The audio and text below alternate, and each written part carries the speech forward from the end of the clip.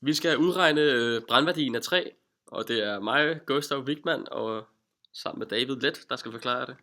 Ja, og lad os bare Vi dykker lige ind i det, lad os komme til det. som man nu siger. Det vi skal bruge her, der er nogle gode informationer, som I kan finde rigtige. For eksempel formlen for nyttevirkning, som er den nyttiggjorte energi over den tilførte energi, så gange med 100% for at få det i procent. Det er den, I ser her. Den næste vigtige formel, vi har, det er den formel for kemisk energi, altså tilført energi. Og den hedder altså tilført energi er lige med brandværdien ganget med ændring af massen, som man nu finder.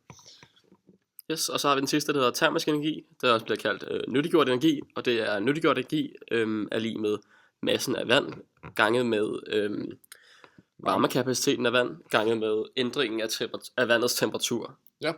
Og nyttevirkningen, den har vi allerede fundet fra et tidligere forsøg.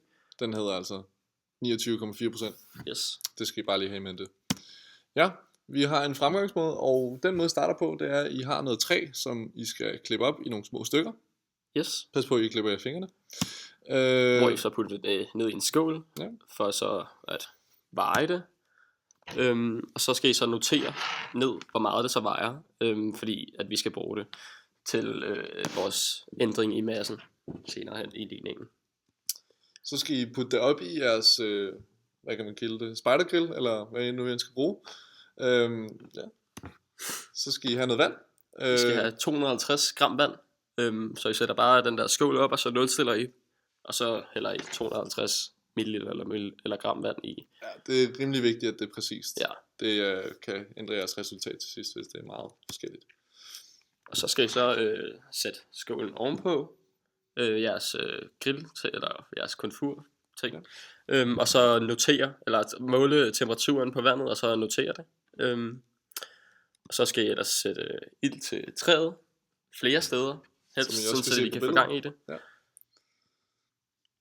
Og som I kan se, så begynder vandet at stige temperaturen, når I så har sat ild til det. Og så skal I bare måle temperaturen helt indtil, at temperaturen ikke vil stige længere, og så notere det ned, da vi skal bruge det i en af formlerne også senere til vores ændrede temperatur.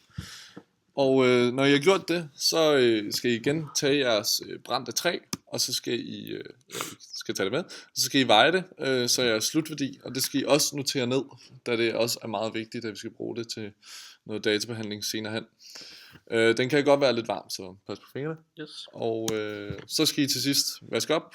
Det vil jeres lærer sætte pris på, så yep.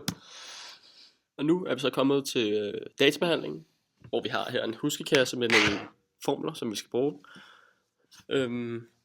Vi har allerede nævnt de her formler tidligere, men de er ret vigtige at have med.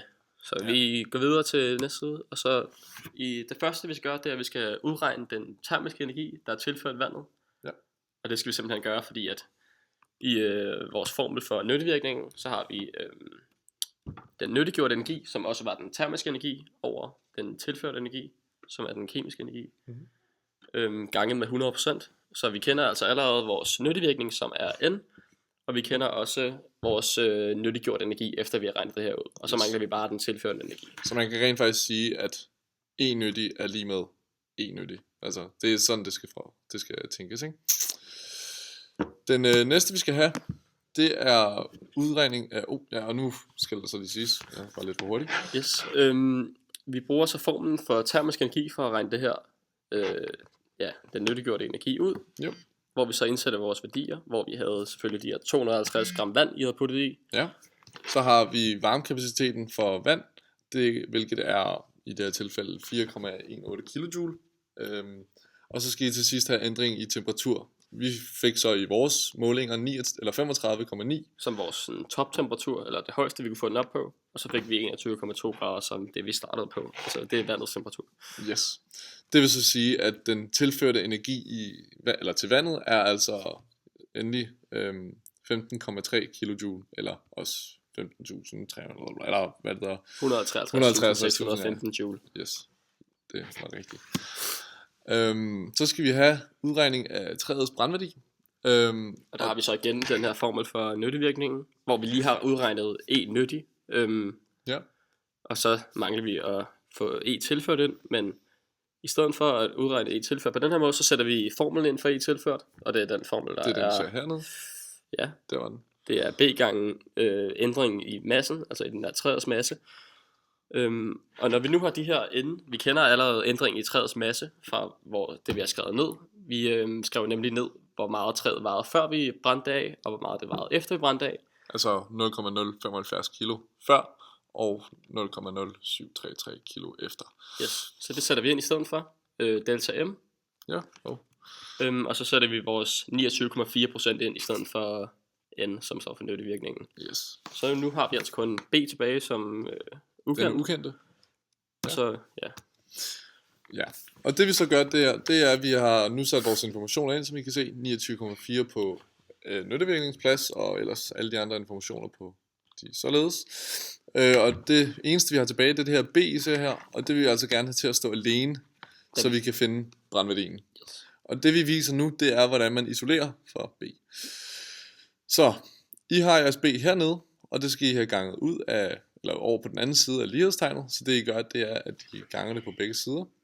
Så nu står det herover, altså det vil sige B ganget med for eksempel B herover kan man også skrive. Og så vil den altså komme ud, B ganget med B herover, og så vil de altså gå ud med hinanden. Så vil der stå B tilbage.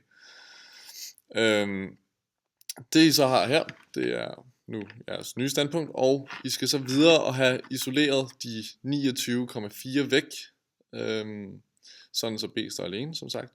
Og det skal I gøre ved at dividere 29,4 med 29,4, og så skal I altså have det ned på den anden side, hernede, i nævneren af jeres bryg.